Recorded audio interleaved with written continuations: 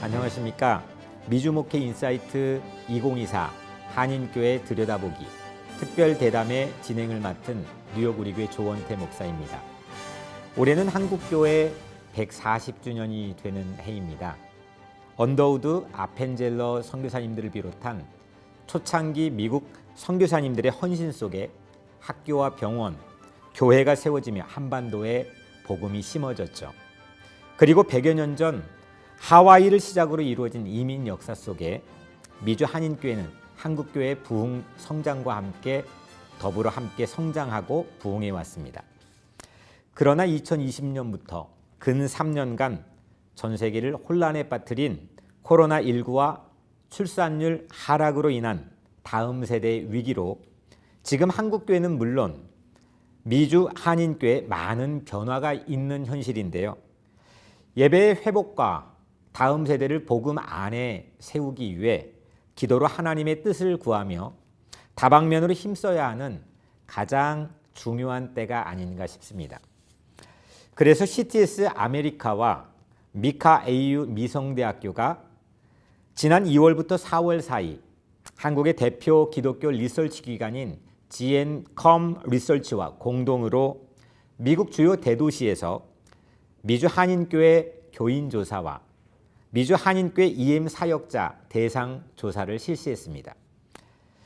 미주 목회 인사이트 2024 한인교회 들여다보기 오늘부터 2주에 걸쳐서 1부와 2부로 나누어 미주 한인교회를 들여다보며 미주 한인교회는 물론 한국교회가 나아갈 방향들을 함께 모색해 보려고 합니다. 오늘 1부에서는 미국 한인교회 성도들을 대상으로 그 신앙 의식과 신앙 생활, 교회 생활, EM 사역과 미주 한인교회 미래 예측에 대한 인식과 실태를 파악해서 미주 한인교회가 처한 상황을 객관적으로 이해하고 향후 목회 전략을 수립하는 데 필요한 기초 자료를 제공하려고 합니다. 자, 그럼 이런 사안을 가지고 오늘 함께 같이 할 패널 분들을 소개해 드리겠습니다. 먼저 미 연합감리교회 한인총회 총회장을 역임하시고 북미 기독교 평화 네트워크 대표 회장을 맡고 계신 프러싱제일교회 김정호 목사님 오셨습니다. 반갑습니다. 반갑습니다. 네. 다음은 CTS 아메리카와 함께 이번 조사를 직접 진행하신 분입니다. 한국의 대표 기독교 리서치 기관인 GNCOM 리서치 대표 이사이자 목회 데이터 연구소 소장이신 지용근 대표님, 이번 조사 결과를 나누기 위해 직접 미국에 방문해 주셨습니다. 지용근 대표님 반갑습니다. 네, 안녕하세요. 네. 먼저 김정호 목사님, 목회하시면서 전반적으로 코로나19의 예배, 소그룹, 양육 등 목회나 성도들의 신앙 전반에 걸쳐서 어느 정도 회복을 느끼십니까? 조 목사님이 멘트를 오픈하셨을 때 이 언더우드 선교사가 처음에 조선 땅에 와서 하나님 앞이 안 보입니다 했던 기도문이 생각나요. 그리고는 이 코로나가 미국을 닥쳐왔을 때 뉴욕을 닥쳐왔거든요. 근데 그때 생각하면 시신들이 막 냉동차에 막 내버려뒀던 걸 제가 기억을 하기 때문에 그때를 생각하니까 사실은 그냥 예배당이 오픈된 것도 어마어마한 회복이고 기적이죠. 대면 예배 볼 때 막 눈물 나서 어쩔 줄 몰랐고 참 힘들었던 때를 생각해 보면 사실 매주일이 부활의 그 은혜라는 생각이 들어요. 다만 전반적으로 어렵다는 말들이 있지만 제가 목회하는 교회라든가 조금 그래도 자원이 넉넉한 교회들 보면 회복이 좀 빨랐다는 생각이 드는데 저희 교회만 봐도 이민 1세 연세 드신 분들이 많다 보니까 막 예배가 대면으로 오픈되기만 막 목말라 기다려가지고 제가 오프닝을 좀 늦추려고 그랬더니 장로님들이 혁명이 일어납니다. 안 됩니다. 그래서 오프닝에서 그래서 감사하게 저희는 사역이나 회복이 참 빨랐습니다. 네. 지용근 대표님, 이런 전반적인 내용에 대한 조사가 이루어진 것으로 아는데요. 2024년 미국 한인교회 교인 조사는 어떤 전체적인 전반적인 설계와 내용으로 진행이 됐나요? 네, 이번 조사 개요를 잠깐 말씀드리면 일단 만 19세 이상 미주 한인교회 교회 출석하고 있는 교인들을 대상으로 했고요. 조사 방법을 저희 연구소에서 직접 개인들한테 컨택하기가 좀 어려우니까 목회자들, 그러니까 한인교회 목사님들한테 설문 링크를 보내줘서 목사님이 다시 교인들한테 뿌려주는 이건 이제 그 리서치 방법론을 얘기하면 스노우볼링 샘플링이라고 그러는데요. 그러니까 눈 굴리듯이 이제 그런 방법을 통해서 총 1,169명이 조사가 됐습니다. 주된 지역은 이제 LA 지역이 가장 많았고 LA 지역이 한 740명이 응답을 했고 그다음 뉴욕하고 뉴저지가 한 329명, 시카고가 44명, 기타 지역 뭐 아틀란타 포함해서 기타 지역이 한 56명 이 정도로 응답이 됐습니다. 조사 기간은 올해 2월 13일부터 3월 12일까지 그렇게 조사가 됐습니다. 네. 그럼 이제 본격적으로 조사한 결과를 우리가 좀 나눠보도록 하겠습니다. 먼저 지용근 대표님, 미주 한인교회 성도들의 영적인 갈급함 정도를 조사하셨죠? 어떤 결과가 나왔습니까? 영적인 갈급함이 전체 한인교회 중에 85% 정도가 영적인 갈급하다고 응답이 되는데요. 이게요, 한국하고 비교할 수가 있는데 한국 교인들은 한 75%밖에 안 돼요. 그러니까 거의 10% 차이로 좀 오히려 더 미국 교인들이 영적 갈급함이 좀 있다고 생각하는데 이렇게 이제 응답이 됐는데 이 영적 갈급함하고 뭐하고 상관도가 있냐면 그 사람의 신앙 수준하고 좀 상관도가 있어요. 신앙이 깊으면 깊을수록 영적 갈급함은 더하거든요. 그런 측면에서 보면 이번 조사 응답하신 미국 한인교회 교인들이 좀 영적으로도 굉장히 좀 신앙적으로 좀 깊으신 분들이 많이 들어왔다 이렇게 좀 생각이 들 수 있습니다. 네. 그 한국에 비해서 미국에 있는 한인교회들의 영적 갈급함 정도가 10% 정도가 더 높은 결과를 우리가 함께 봤는데요. 목사님이 이런 현실에 대해서 어떻게 느끼십니까? 굉장히 그 중요한 그것을 말씀해 주셨다고 보는데 미국에서도 봐도 지역마다 그 영적인 갈망이 다른 것 같아요. LA가 다르고 특히 날씨 좋고 골프 치기 좋은 동네들하고 제가 목회하는 플러싱, 뉴욕에서도 롱아일랜드나 이게 지역이 다른데 정말 영적인 갈망이 저는 목회 40몇 년 했는데 이렇게 강한데 처음 봤어요. 그리고 특별히 우리가 코로나를 지나면서는 와, 그래서 저는 매주일 예배 때마다 딱 하나만 바라고 예배를 드려요. 하나님 오늘 감옥문이 열리고 지옥문이 열리고 무덤문이 열리게 주시옵소서. 그러니까 그 아픔의 농도가 짙은 데서 목회를 하다 보니까 아까 한국하고 여기 다르다는 것처럼 특히 미국 이민사회, 뉴욕 이런 지역에서는 엄청난 교회의 필요성과 목마름이 특별히 이번에 많이 드러났다 이렇게 생각합니다. 그러니까 헬렌 켈러가 말한 것처럼 눈앞에 닫힌 문 등 뒤에 열린 문이 있다고 하는 걸 늘 기억하자라고 하는 그 말처럼 교회가 더 어렵고 시련이 있는 그런 환경에 노출되어 있는 상황에서 도리어 더 하나님을 향한 영적 갈급함이 깊어질 수 있다는 것을 조사 결과를 통해 우리가 확인한 것 같습니다. 지용근 대표님, 이런 현실 속에 코로나19 이후에 미주 한인교회 성도들의 교회 출석 상황이 궁금한데요. 현장 예배와 온라인 예배 비율이 어떻게 조사 결과가 나왔습니까? 네, 현장 예배하고 온라인 예배 비율도 한국하고 약간 좀 틀렸어요. 그 미국 같은 경우는 거의 한 94%가 현장 예배를 많이 드리고 계세요. 그러니까 거의 온라인 예배도 물론 드리시긴 하지만 한국보다는 한국은 한 8대2 정도 되거든요. 그러니까 그만큼 미주 교인들이 오프라인 쪽에 좀 더 집중하되어 있다 이렇게 좀 볼 수 있습니다. 네. 그 미주 한인교회 성도들의 온라인 예배에 대한 인식은 어떻게 조사하셨어요? 네, 물론 이제 온라인 예배를 드리는 분들이 이렇게 많지는 않지만 그분들을 대상으로 조사를 해보니까 이런 문장을 주고 그렇다 아니다로 응답을 하겠어요. 나는 온라인으로 예배를 드려도 교회 공동체의 일원이라는 생각이 든다.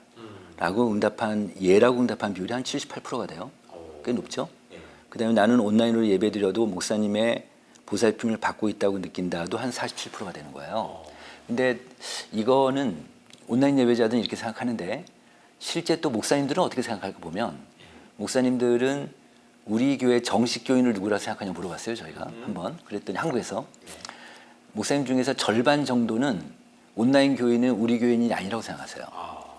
그러니까 근데 이 온라인 교인들 이런 데이터를 보면 자기는 교회 안 나가도 온라인으로 예배드려도 교회 끈을 놓고 싶지 않거든요.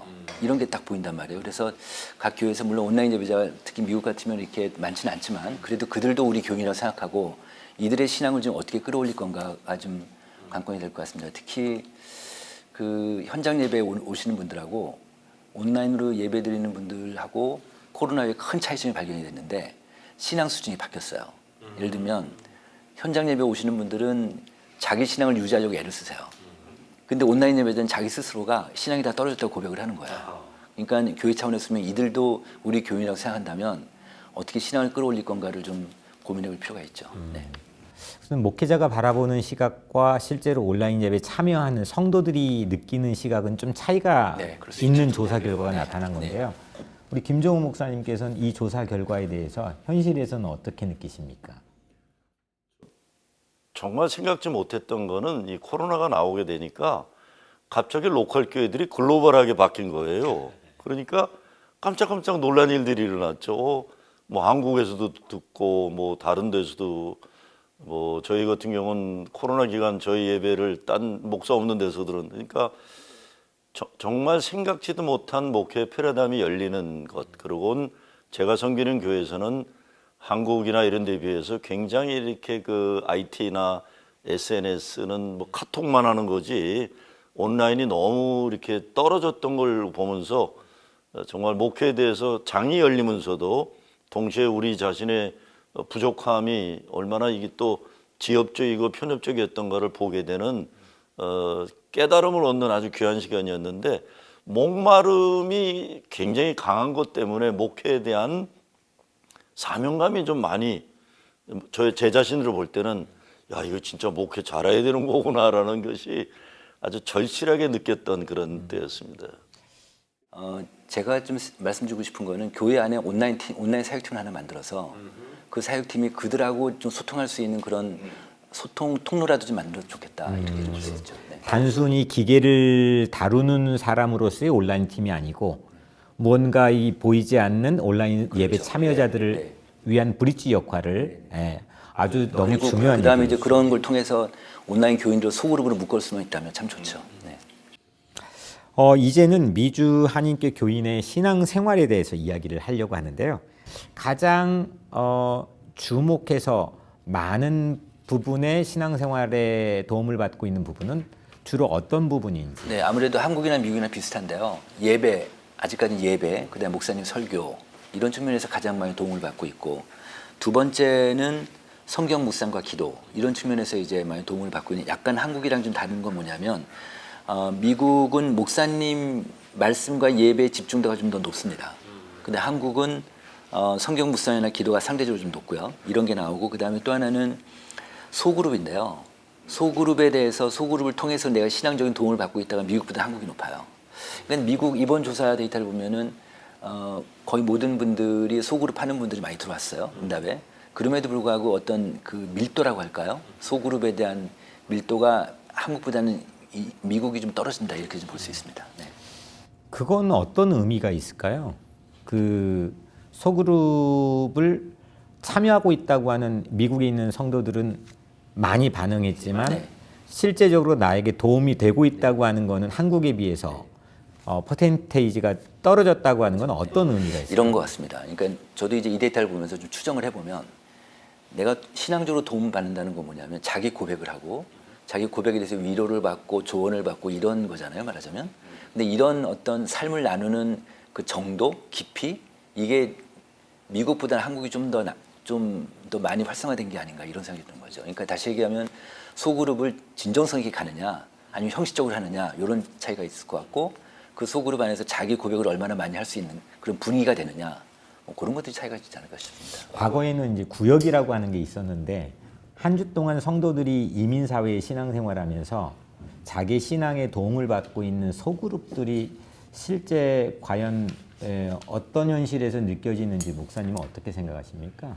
저는 제 대표님 그 발표에서 중요한 차이점이 하나가 한국은 아무래도 동질 그룹들이 모이기가 쉬운 교회들이 많은 것 같아요.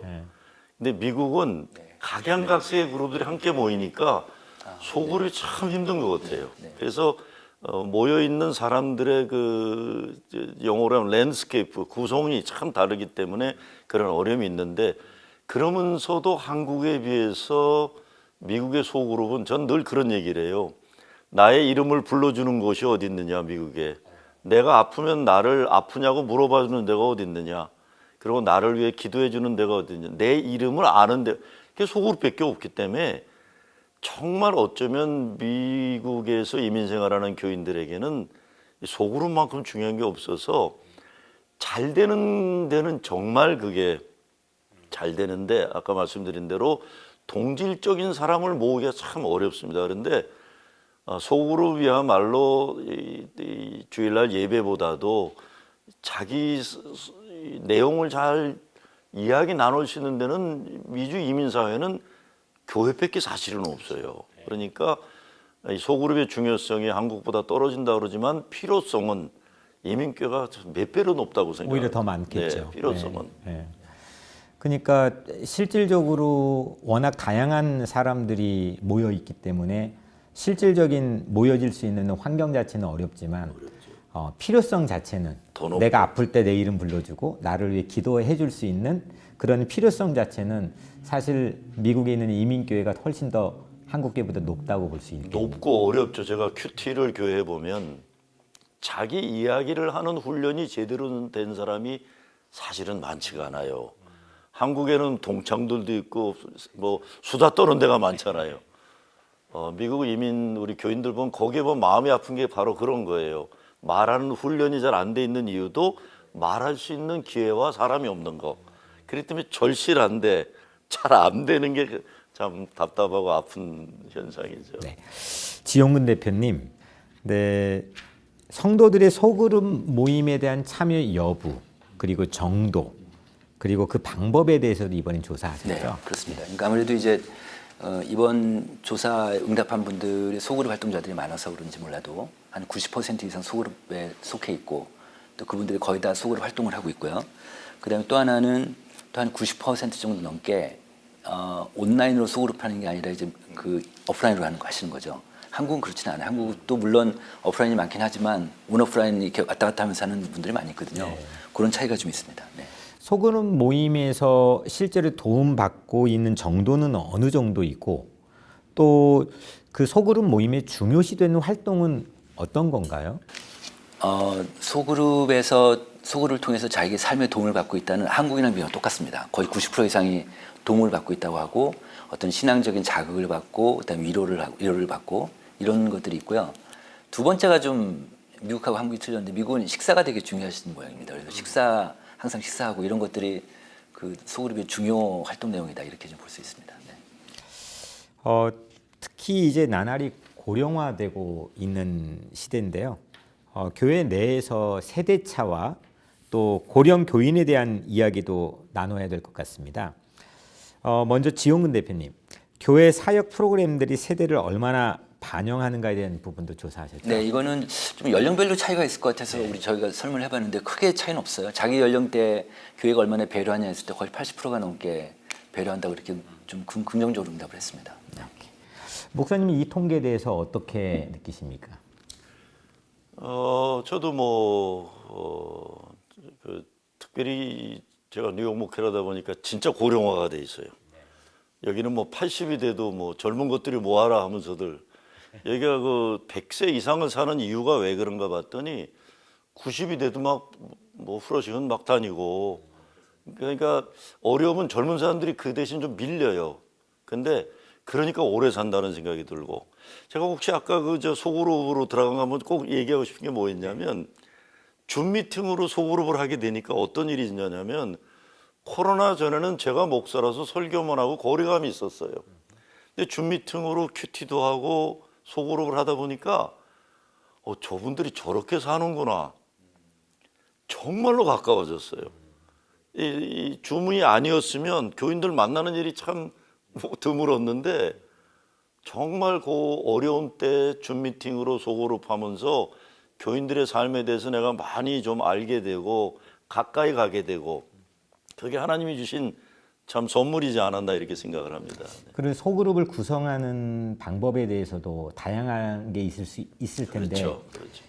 지금 고령화에 대한 이야기를 하고 있기 때문에 연령별로 그 고령화된 성도들과 젊은 사람들을 섞어놓고도 소그룹을 해본 경험이 있습니까? 진짜 힘들었어요. 왜냐하면 연세 드신 분은 키고 끄는 것도 힘들어하고 이게 뮤트를 잘못하고 그러고 이 시츄에이션에 들어와 있다는 걸 행복해하시고 자랑스러워하시면서도 이 기계 작동하는 걸 잘못하니까 참 힘들었지만 그 자체가 세대 간 만날 수 있는 기회가 됐다는 거는 굉장히 긍정적이었던 것 같아요.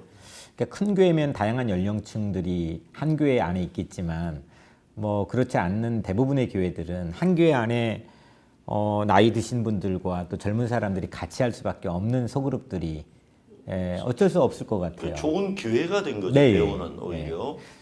서로 간에 배울 수 있고. 그렇죠. 한국에는 이런 소그룹도 좀 많이 활성화되고 있는데요. 그 아이들 연령별로 소그룹을 합니다. 그러니까 부모들이 예를 들어서 뭐 유치원 부모끼리 소그룹을 한다든지 뭐 중학생 부모끼리 소그룹 이런 식으로 아주 동질적이죠, 사실은. 그런 아이들 키우는 얘기 같이 공감할 수 있고 또 자기 고민 얘기하면 또 위로 또 이제 어떤 얘기도 들을 수 있으니까 그런 소그룹들이 많이 좀 유행하고 있는 중입니다. 네. 고령 교인들의 신앙에 영향을 주는 요인에 대해서도 조사하신 것으로 알고 있는데요. 어떤 상황인가요? 목사님 추석계 목회자 비율이 한 80%예요. 굉장히 높게 나왔습니다. 그다음에 배우자 자녀 한 37, 추석 교회 교인 32인데 이게 한국이랑 좀 달라요.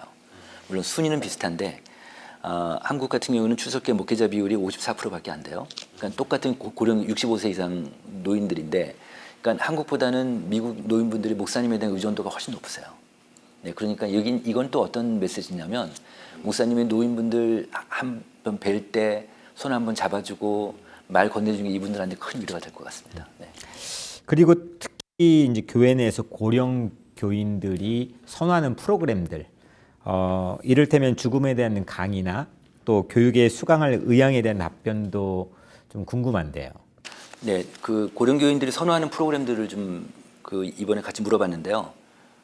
노년 생활에 도움이 되는 것을 배울 수 있는 프로그램, 뭐 뭐든지 하여튼 노년 생활에 좀 도움이 되는 거. 그다음에 신앙 생활이나 영성에 도움되는 프로그램, 그다음에 건강 관리에 도움이 되는 프로그램 이런 순으로 나타났는데 한국 노인들은 건강해요. 한국 노인들은 정말 건강이 너무너무 중요하니까 다른 요인보다 건강 교육을 좀 시켜달라 뭐 이런 요구들이 많고요. 그다음에 죽음에 대한 교육이 그 어떤 차이인지 모르겠는데 한국보다는 미국 노인분들이 그 죽음에 대한 교육에 대한 요구가 훨씬 높습니다. 미국 같은 경우는 한 78% 정도를 교육받고 싶다고 하고요. 그다음에 한국 노인들 한 64%니까 굉장히 큰 차이 나죠. 이게 뭐냐면 교회에서 얘기는 못하던 이런 설문조사함이 딱 나타나니까 이분들이 죽음에 대한 교육을 좀 잘 좀 이렇게 교육하시면서 뭐 상속이라든지 어떤 특히 이제 한국 법과 여기는 어떤지 모르겠지만 한국 법 같은 경우는 자기 재산의 한 50%만 그 아들 딸들한테 주면 되거든요. 나머지는 사회환원을 할 수 있으니까 이제는 요즘 사람들이 헌금을 잘 못하기 때문에 노인들 그런 유산 기부 같은 것도 교회에서 좀 많이 하면 좋을 것 같습니다. 네. 이런 결과에 대해서는 어떻게 생각하십니까, 목사님? 저는 제가 젊은 사람들 목회를 오래 하다가 연세 많은 분들을 이렇게 목회하는 건 여기 지난 9년에 근데 참 다른 것 같아요. 근데 아까 목사가 손 잡아주고 이러는 거 저는 그게 참 목회할 때 참 어려웠어요. 왜냐하면 저는 설교하고 이런 걸 중요하게 여겼는데 제가 지금 목회하는 곳에는 저런 걸 정말 중요하게 여기는 거예요. 손 잡아주고 전화해주고 전 전화하는 걸 싫어하거든요. 참 힘들었어요. 근데 코로나하고 이 과정을 통해서 제가 많이 겸손해지기도 하고 좀 우리 부목이 그러더라고. 목사님 여기 재래시장입니다. 재래시장을 왜 백화점식으로 목회합니까? 내 목회의 패러다임이 완전히 달라지는 경험이 코로나 때문에 그랬는데 죽음도 마찬가지인 것 같아요. 코로나 때 참 많이 세상 떠났어요. 세상 많이 떠나고 그리고 역시 한국보다도 미주 한인 사회는 리소스가 적다 보니까 그게 다가오는 농도가 짙은 것 같아요. 아, 다음은 나구나. 그래서 사실 저희도 장로님 한 분이 목사님 죽음에 대한 성공부 좀 해주십시오. 그래서 아이고 천국 가는데 뭘 두려워하십니까? 그랬더니 아유 목사님 진짜 농담하면 안 됩니다. 우리 지금 죽음이 내일 모레일 것 같은데 그 조사가 굉장히 의미 깊게 사실 현실적으로 다가왔습니다. 이번엔 다음 세대와 EM 사역에 대한 이야기를 하려고 합니다. 먼저 지용근 대표님, 현재 자녀의 신앙생활에 대한 어떤 답변들이 네, 있었습니까? 문항을 좀 한두 가지 물어봤는데 일단 중요한 거는 지금 그 아이들이 같은 교회 다니는지 물어봤어요. 그랬더니 연령별로 많이 다르죠. 49세 이하 정도 되면 그 40대만 하더라도 아이들 중고생들일 수 있으니까 같은 교회 다니는 비율이 80%가 넘어요. 88%인가 이렇게 나왔습니다. 그러니까 그 얘기 뭐냐면 그다음에 이제 그 이후로 갈수록 우리 교회 같은 교회 다닌다는 비율이 뚝 떨어져요. 그러니까 그 얘기 뭐냐면 교회 학교를 살리려면 결국 지금은 이제 가족 종교 시대이기 때문에 그러니까 부모를 잘 우리가 관리를 해야 되지 않습니까? 예를 들면 그 한국 데이터를 보면요. 그 초등학교 1학년부터 6학년까지 학생이 지난 10년 사이에 일반 학생들은 4%가 줄어들었어요. 한국에. 근데 교회는 36%가 줄어들었어요. 한 9배 차이가 나요. 그 정도로 지금 한국 교회가 초등학교가 거의 뭐 지금 무너지다시피 했거든요. 그러니까 초등부가 무너지다시피 했는데 근데 가만히 생각해 보면 초등학생들 얘네들이 무슨 잘못 있겠어요. 얘네들이 뭘 한다고. 얘네들은 그냥 결국은 가족 종교화 시대니까 부모가 가라고 해서 교회 가는 거니까. 그러니까 결국 가만히 한 번 한 번 더 생각하면 그러면은 한국 교회가 그들의 부모니까 고 연령대 부모들이 다 30대 40대인데 부모의 영성 관리 못한 거고 부모를 방치하기 때문에 이런 현상이 벌어지지 않을까 싶은 거예요. 30대 40대가 교회 이탈하기도 하고 신앙이 약해지니까 애들 교회 가는 거 적극적으로 권유 못하고 이게 된단 말이에요. 특히 지금 중고생들만 하더라도요. 중고생 부모가 중직자 중에서 애들 교회 가는 거를 마땅치 않게 생각하는 학원 가야지. 이런 중직자가 한 30% 돼요. 한국교회에서. 네. 이 정도로 지금 부모하고 지금 그러니까 이게 아주 밀접하게 직접적으로 연결돼 있으니까 그래서 부모가 되게 중요하니까 지금 이제 미주 교회를 다시 본다고 하면 지금 거의 한 80%가 넘게 지금 40대 이하의 자녀들은 같은 교회를 다니고 있잖아요.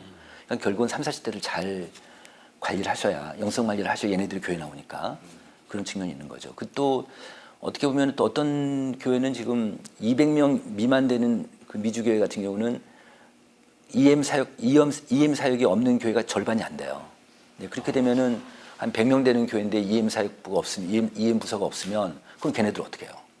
그런 문제가 있어서 그렇게 되니까 어쨌든 어떤 한인교회 영속성을 본다고 하면 반드시 EM 부서를 둬서 아이들도 같이 케어할 수 있는 그런 시스템으로 좀 가야 되지 않을까 이런 생각이 좀 들었습니다. 사실 200명 미만의 교회들이 대다수일 텐데 그 조사 결과로는 그 절반 한 40% 정도 40% 정도가 EM 자체가 아예 없다고 하는 건데 사실 우리 미주 한인교회가 가지고 있는 전망이나 희망은 다 이제 거기에서 나올 텐데 그렇죠. 상당히 심각하다고 생각하는데요.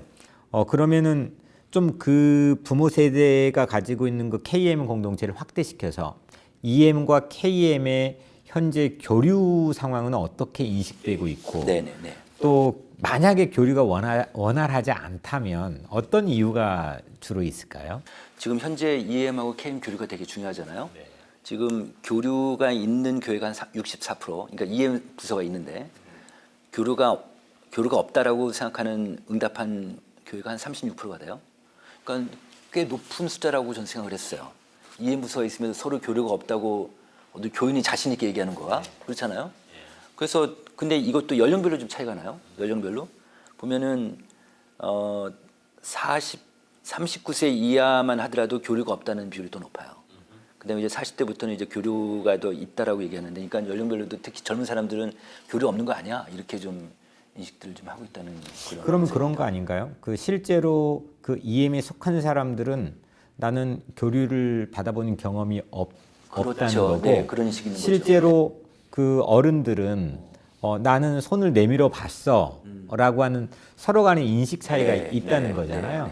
목사님께서는 어떻게 EM과 KM의 어떤 교류에 대한 인식이 어떻게 느껴지시나요? 아까 그 30, 40대하고 연관해서 한번 볼 때 보면은 EM이라고 그럴 때 보통 이민교회 EM들은 30, 40대 자녀들을 가진 EM하고 없는 이민하고 구별이 좀 돼야 되는 거죠. 그래서 자녀들이 있는 30, 40대는 이민교회는 아무래도 부모님들 만나러라도 와야 되고 주일이면 아무래도 아이들 그래도 한국 그 교회 와서 좀 키워보고 싶은 마음이 있어갖고 EM이 따로 있지만 주일학교 중고등부에 1.5세, 2세 자녀들을 데리고 오는 경우가 많죠. EM하고 KM 관계 속에서는 사실은 문제는 제가 70년대 미국 왔을 때하고 비슷한 것 같지만 양상은 너무 달라진 게 요즘 우리 EM들은 한인교회 꼭 있을 필요가 없는 현실에 직면해 있잖아요. 그러니까 그냥 아시안으로 된 EM만이 아니라도 멀티랭귀지, 멀티컬처, 다민족, 다인종 교회들이 많아지고 또 요즘은 웬만한 미국 큰 교회들의 후임자들이 또 2세, 우리 한국 2세들이 담임으로 가면서 갑자기 그 장이 확 열려버렸다고 저는 생각해요. 그래서 한인교회만 보면 좀 어렵기도 하고 답답하기도 하지만 전체 교계, 미국 교회 전체를 보면 우리들이 80년대, 90년대 키워낸 우리의 2세 리더들이 지금은 미국 교회 전반에 굉장한 영향을 끼치는 목사들도 있고 지도자들이 많이 생긴 것 같아요. 그래서 한인교회 안에서의 EM만 보기보다 전체 미국 교계에 영향을 주는 EM을 본다 그러면 저는 굉장히 익사이팅하고 사실은 감사하고 자랑스럽게 생각합니다. 그러니까 이제 목사님께서는 우리 미주 한인교회 내에서의 우리 어떤 자녀 세대인 EM들로 국한하지 않고 저 미주 전체 교계에 영향을 미치는 리더들로 키우는 그런 안목이 필요하다는 걸 말씀하신 거예요. 사실은 너무 좀 이민교회가 이 좁은 울타리에 우물 안의 개구리라고 그러나 세계가 우리밖에 없는다고 보지만 이거는 완전 착각인 거죠. 지금 미국 주류 교단에 목사님 있는 교단도 있지만 우리 있는 교단도 주류 교단에 한국 1.5세, 2세 아니면 1세들이 교단을 움직이는 영향력이 엄청 크거든요. 그리고 뉴욕에 와보니까 팀 켈러 목사님 영향받은 후계 코리안 아메리칸 이사들이 팀 켈러 목사의 후임으로도 가고 맨하탄에 막 부흥되는 소위 다민종, 다인종 미국 교회 담임들이 한국 목사들이에요. 네, 한국계 미국인. 그러니까 이거는 이민교회가 정신 바짝 차려야 돼요. 우리가 키워는 냈지만 우리가 묶어놓을 수는 없는 거죠. 이건 정말 디딤돌 또 징검다리나 해야지 우리가 소유권 주장하려고 그러면 큰일 나는 현실이죠. 그러면 마냥 그 미주 전체 교계로 키워낸 우리 EM 사역자들이나 리더들에게 우리 미주 한인교회가 연대할 수 있는 그런 모색할 수 있는 지점은 없는가요? 우리가 디펜던트, 인디펜던트, 인터디펜던트 얘기하잖아요. 이민교회의 자원이 필요하죠. 그 조사에도 그런 게 나오지만 자원이 필요하고 신기하게도 2세들도 1세, 1.5세 목회자들과 교류를 하고 싶어하고 같이 하고 싶어하는 욕망이 많은 것 같아요. 그래서 우리가 디딤돌 역할만 한다라기보다 끊임없이 교류하는 것이 그들도 필요로 할 거라고 저는 생각을 하는 거죠. 그러니까 서로 간에 공존하고 또 밀어준 역할을 하기 위해서는 전체 안목으로 우리가 키워낸 디딤돌 역할도 해야 되지만 그들과 끊임없이 끈을 이어서 또 우리 다가오는 세대들에게도 그런 길을 열어주는 가장 큰 관건은 이건 것 같아요. 한 15, 16년 전부터 미국에서 1.5세 목회 잘하는 사람들 한국으로 다 넘어갔어 많이들이요. 그래서 공백이 있었잖아요. 지금 미국의 이민교회 좀 중대형 교회 담임들이 미국에서 큰 사람들이 아니에요. 그러다 보니까 점점 EM과의 관계가 멀어지는데 저는 한인교회 미래를 보면 우리의 2세들이 성경에도 어린아이들이 어른을 이끌어가리라는 것처럼 우리가 윗사람이라는 생각보다 이제는 그들의 우리를 이끌어 줄 수 있도록 겸손하게 손을 내미는 때도 오지 않았나. 근데 가장 가슴 아픈 건 이 2세들과 교류할 수 있는 문화적인 언어적인 능력을 갖춘 1세 목사님들이 많지가 않습니다. 그러니까 그것이 어려운 현실이죠. 여튼 조사 결과를 바탕으로 아주 오랜 기간 동안 EM부터 해가지고 지금까지 또 사역을 하고 계시는 목사님의 아주 독특한 그런 큰 전망들을 우리가 함께 들었는데요.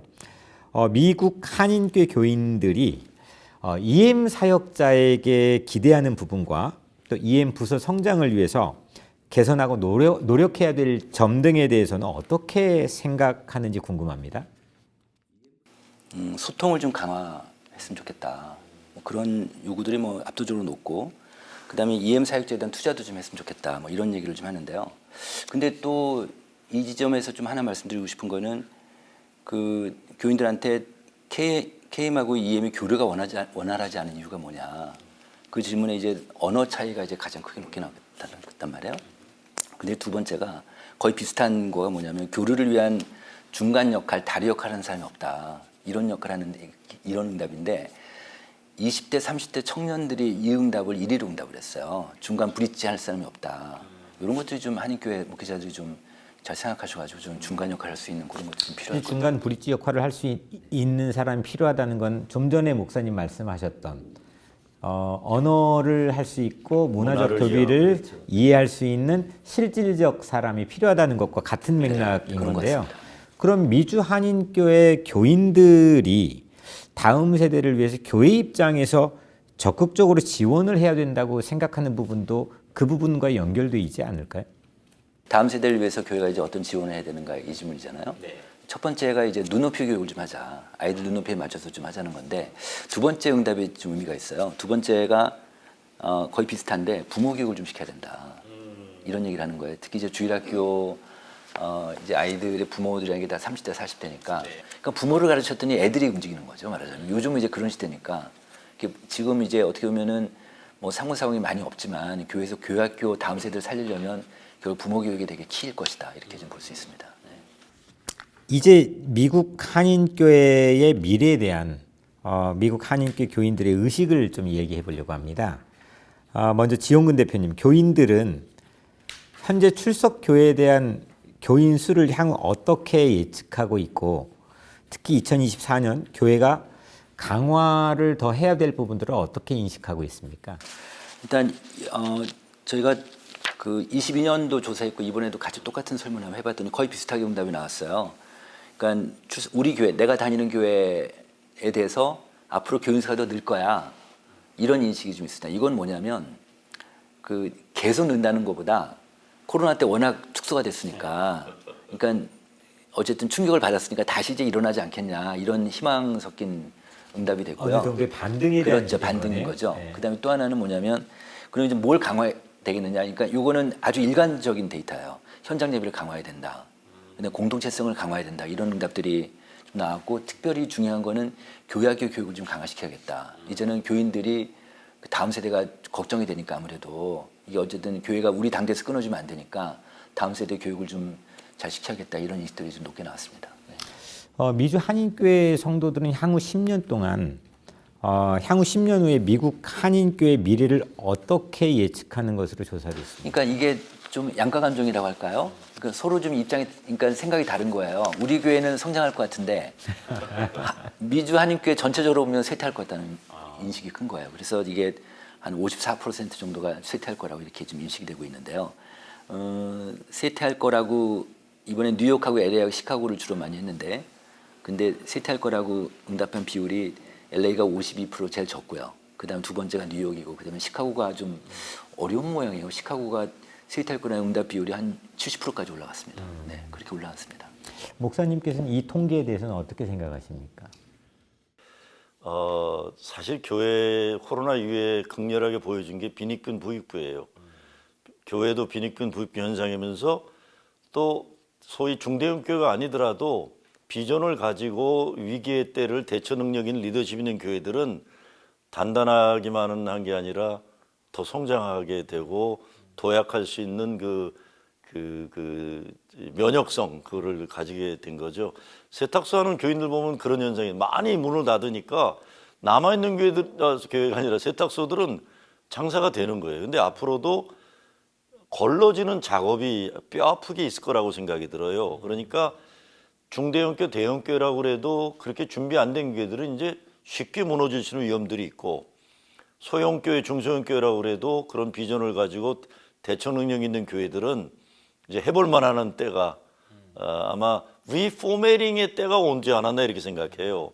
우리가 뭐 레포메이션을 얘기하지만 그런 개혁이 아니더라도 교회의 포매팅 자체가 이제 달라질 수밖에 없는 현실을 우리가 보게 되지 않았나 이렇게 봅니다. 네. 이와 비슷한 맥락에서 향후 10년 후에 EM 사역의 미래는 어떻게 예측되는 걸로 조사됐나요? 성장할 것이라고 본 분들이 35%나 돼요. 그 다음에 쇠퇴할 거라는 응답은 38%. 그러니까 표본오 차에 드는데 거의 비슷한 거예요. 그러니까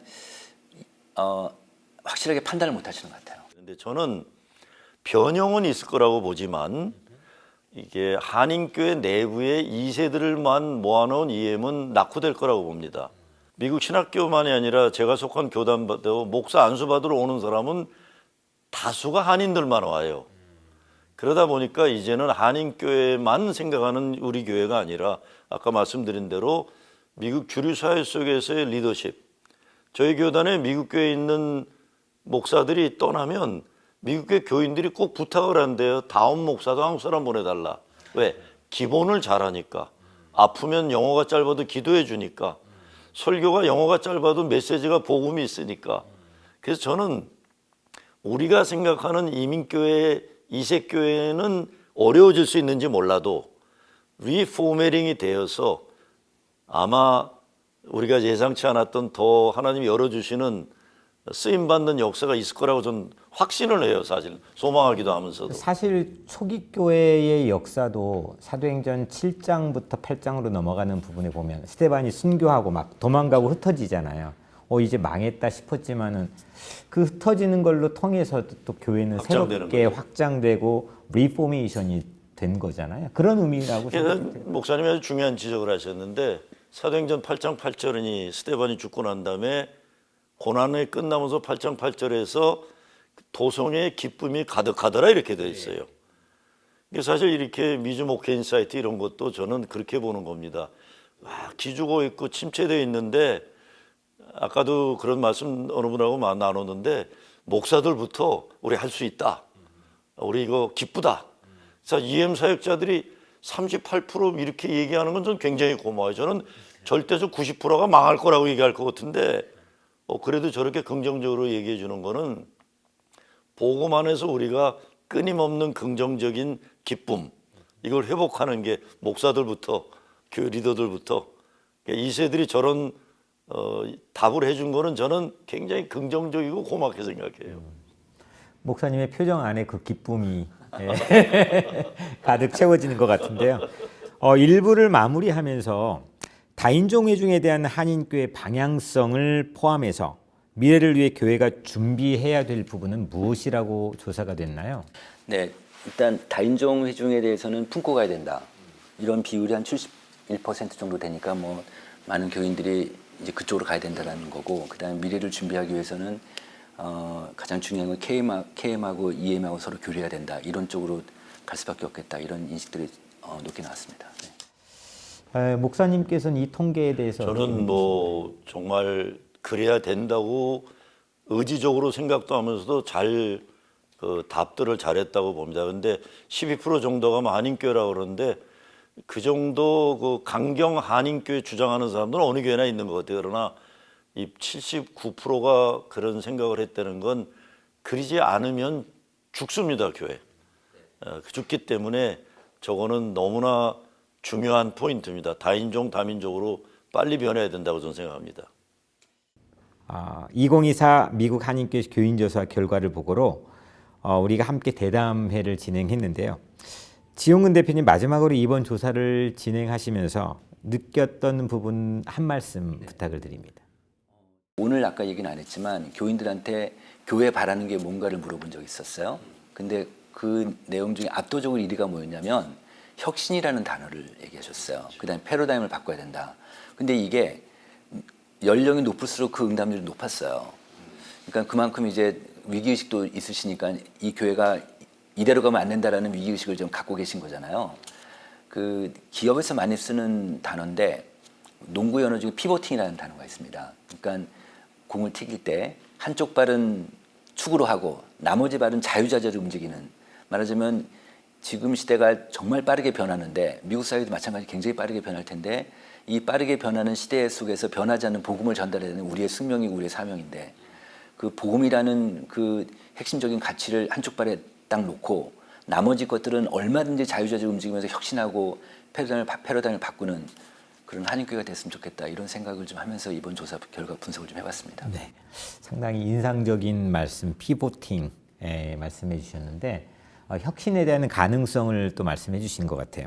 김종호 목사님도 오늘 이렇게 이야기 나누면서 느꼈던 부분 한 말씀 해주시면 고맙겠습니다. 저는 이민교회가 개혁이 될 수 있느냐 안 됐냐는 앞으로는 우리가 얼마나 우리를 객관화하고 정직하게 들여다볼 수 있느냐 달려 있다고 보는데, 다만 이 미주 목회 인사이트 이런 조사 자체를 저는 베데스다 연못을 좀 생각해 봤어요. 오늘 오문소득은 뭐냐, 38년 된 그 못 움직이는 사람이 연못에 물이 동하기를 기다리고 있었는데 사실은 거기서 예수님 만난 거거든요.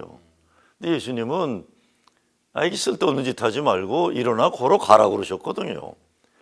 저는 이제 전 태생적인 긍정주의라서 그런지 모르지만 이민교회만 아니라 한인국교회도 코로나 이후에 어렵다고 하고 뭐 반교회 운동들도 많고 그렇지만 우리가 계속 움직이다 보면, 계속 포기하지 않고 움직이고 연구하고 공부하고 기도하다 보면 사람의 능력과 실력이 아니라 예수님이 우리 만나주러 오실 거라고 생각해요. 그래서 저는 교회에 대해서 그냥 무한히 긍정적인데, 다만 이민교회 현실이 자기를 들여다보는 자기 성찰이 참 약해요. 한국 자꾸 바라보고 한국에 대해서도 특별히 좀 건강하지 못한 그 교회 리더들을 자꾸 바라보는 문제가 많은데, 이번에 이렇게 대표님 이렇게 오신 것도 생각해 보면서 한국의 건강한 교회관과 이런 걸 가진 분들하고 미국에 있는 그런 교회 리더들하고 자꾸 교류가 있으면서 노력하다 보면 주님이 찾아오셔 일어나 걸으라 하시면 진짜 우리가 생각하지 못한 부흥의 회복의 역사가 있지 않을까 저는 기대해 봅니다. 밤이 깊어질수록 또 여명이 떠오르는 새벽은 가까운다고 생각을 합니다.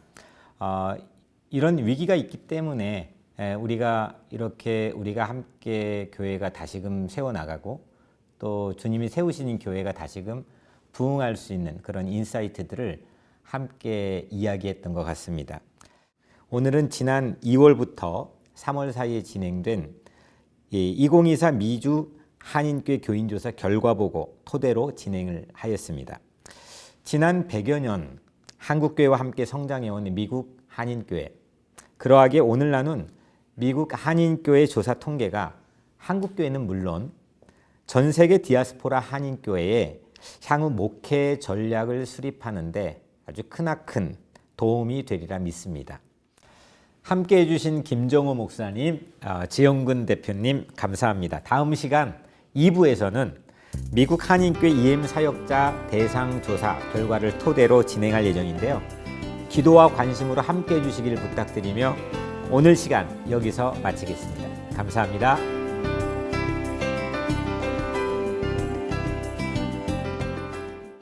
이 프로그램은 여러분의 미디어 선교 후원으로 제작되었습니다. 선교는 사명, 후원은 동역. 당신도 복음을 전할 수 있습니다.